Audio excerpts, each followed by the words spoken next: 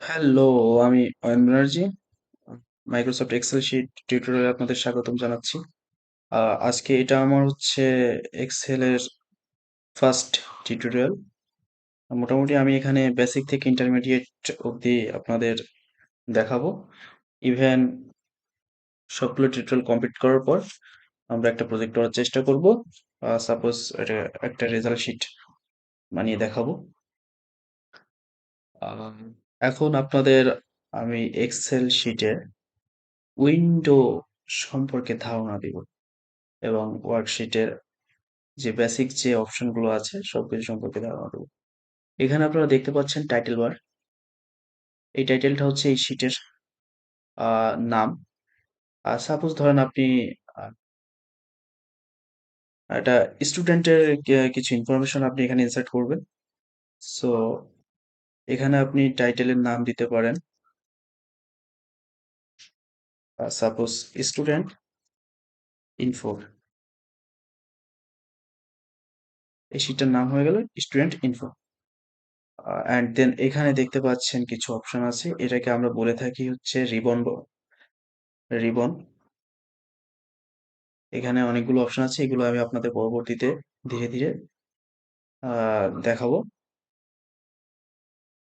এখানে দেখছেন আহ, কিছু দাগ কাটা আছে, এগুলোকে আমরা বলি হচ্ছে গ্রিড লাইন। ওকে, আমরা এগুলোকে গ্রিড লাইন বলে থাকি। এখানে হচ্ছে এখানে অ্যাক্টিভ সেল আছে হচ্ছে A1, দেখতে পাচ্ছেন A1। এখন আমি যদি এখানে ক্লিক করি, দেখেন অ্যাক্টিভ সেল B1 হয়ে যাচ্ছে। এখানে ক্লিক করলে অ্যাক্টিভ সেল B6।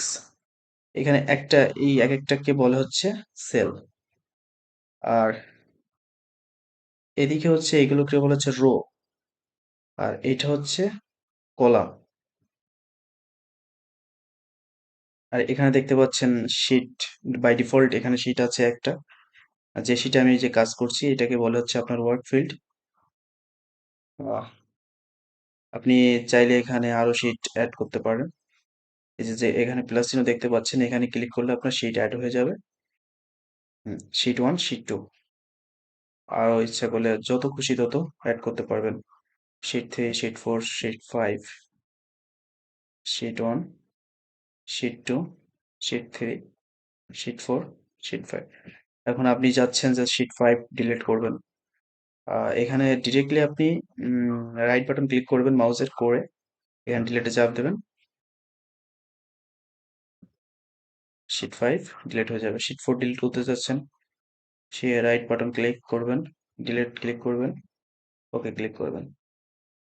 এভাবে আপনি শিট ডিলিট করে ফেলতে পারবেন। আর ক্রিয়েট করতে গেলে প্লাস চিহ্ন ক্লিক করবেন।